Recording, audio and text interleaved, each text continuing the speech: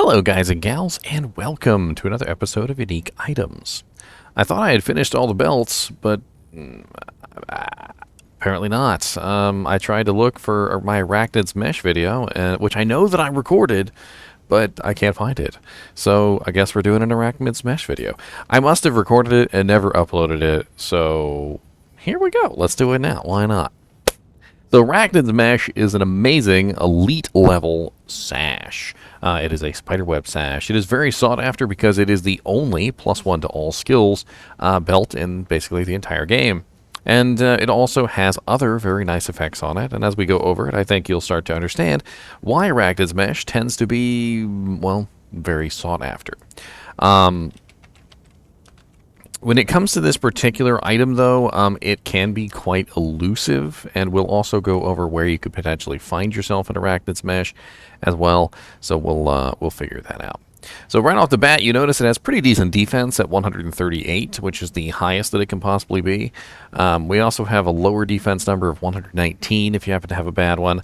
It does have a strength requirement of 50, which is extremely low. Most characters, if not all characters, can usually meet the 50 strength requirement, even with just some plus strength equipment.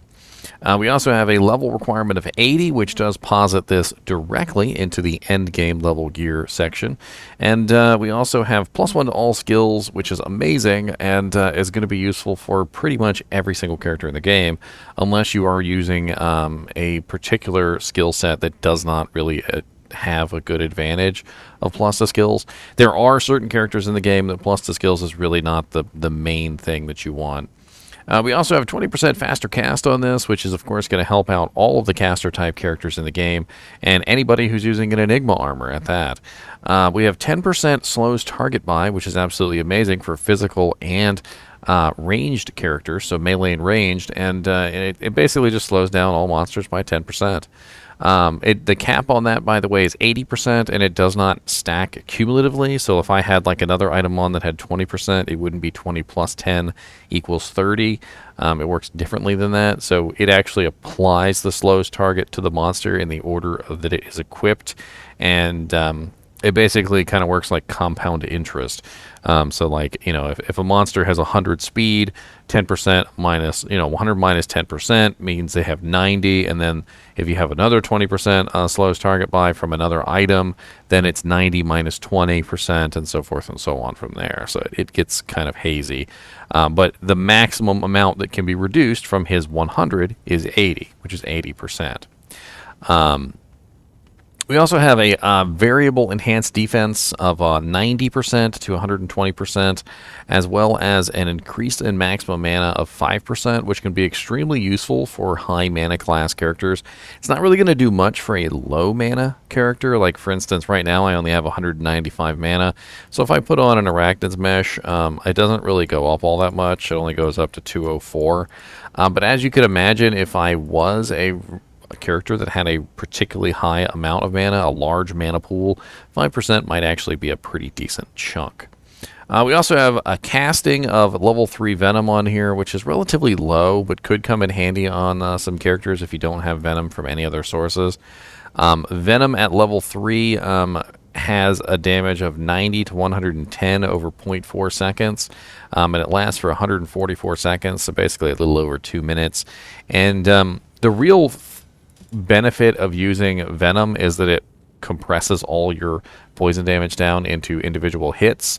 So if you want to compress your poison damage down, that's probably what you would use. You could also use it to add a bunch of additional damage to Poison Dagger, but if that was the case, you'd probably go with something like Treachery for a higher level version. Now, Arachnid's Mesh is one of those items that's kind of universal across pretty much every single character in the game. You can utilize this very well on an Amazon using things like Freezing Arrow. You could even use it for like a Lightning Fury Zon. Probably wouldn't be so good for a melee Zon, like a Fend Amazon or an Impale Amazon. You could definitely use this on a Sorceress, obviously, on just about any build. You could use it on a Hammerdin, a Holy Bolt Paladin. There are literally hundreds of builds that can utilize the Arachnid Smash to good effect. Is it the best in slot on every single build? No. But it does work very, very well. Now, there are obviously some issues with this particular belt. Like, for instance, you could find it in the ethereal form, which is very sad. And it does have a pretty good defense of 206, but it will eventually break. And with a really low durability of only 12, you're going to have a bit of an issue. The real issue with Arachnid Smash is not how valuable it is, because it's very valuable, not how useful it is, because it's extremely useful. It's where the hell do you find it? So let's go over to Silo's Pen, and let's see where potentially we can find this item, and get a better idea of, like what monsters we need to kill, how much magic find we need, like what are our chances, and so forth and so on. So let's go ahead and pull up our Spiderweb Sash.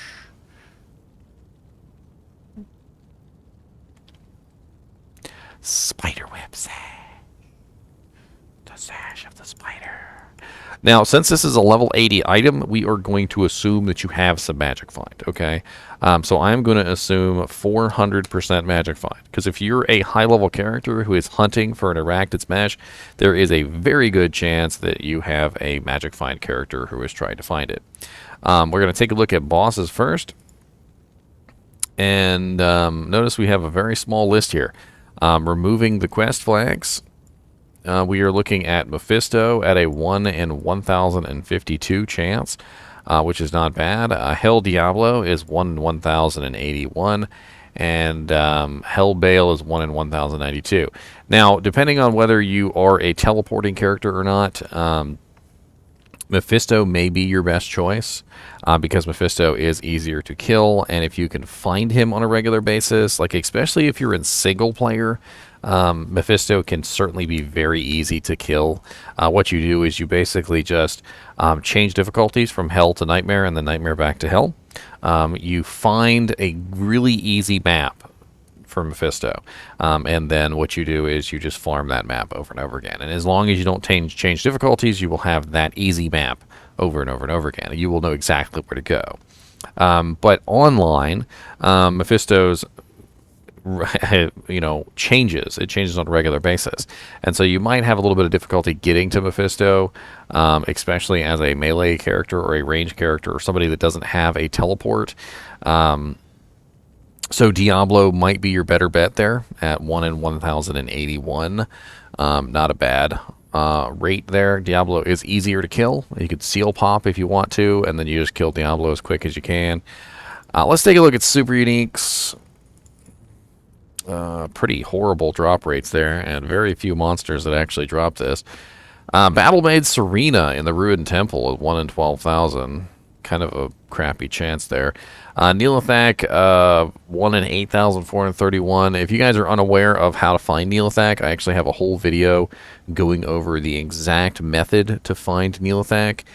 There are specific map variations, and I go over those map variations in a very easy to understand way, and teach you how to find Neelathak every single time. So Neelathak is not super hard to farm, actually. He's actually pretty easy. I notice also that Grand Visor of Chaos, Infector of Souls, and Lord Decease all have a pretty decent chance of dropping a Spiderweb Sash. So if you were going to farm Diablo, which would be a pretty good choice, it looks like you would definitely want to do, obviously, his 3 lieutenants, or whatever you want to call them. And make sure you're checking the loot from those when you kill them to seal pop. Hephaestus the Armorer also has a halfway decent chance there at 1 in 14,000. He's in the River Flame. He's pretty easy to find if you're a teleporting character or a leaping barbarian or a charging paladin. You might have a little bit of trouble getting to him on a character that doesn't have any kind of movement ability. So honestly, to me, what it looks like is if you are a teleporting sorceress, farm Mephisto. If you are not a teleporting character, farm Diablo in Hell difficulty. You have 4 chances of getting the Spiderweb Sash from basically Diablo, Grand Visor of Chaos, Infector of Souls, and Lord Deceased. You could toss in Hephaestus the Armorer in there as in your rotation. It does not look like Pindleskin can drop the item, which is unfortunate, so no Pindleskin farming for you guys. Battlemaid Serena is not exactly a terrible choice. She's actually pretty easy to find. What you do is you basically just look for the one temple in Kuras Bazaar, which is facing south. It should be really easy to find. It's the only temple that's facing south. Battlemaid Serena is the super unique that guards the book, Lama Seb's Tome. So you have a pretty easy method there. I would probably just load a game, kill Neelathak, kill Battlemaid Serena, and then kill Diablo, and Hephaestus the Armor. Probably Hephaestus the Armor first, and then Diablo. And then just exit, rinse, repeat. And eventually you'll probably end up with an Arachnid Smash. I am really looking at that beautiful Diablo with 1 in 1081, which is not bad. Although I have farmed Diablo a lot and haven't found very many Arachnid Smash Sashes, so don't get too excited. But of course, I also don't have 400% Magic Find. If you were more like 200% Magic Find, you notice that the chances of getting it go up. And if we were at 0% Magic Find, Diablo now has a 1 in 2,733 chance. So it's going to continually decrease, the less Magic Find you have.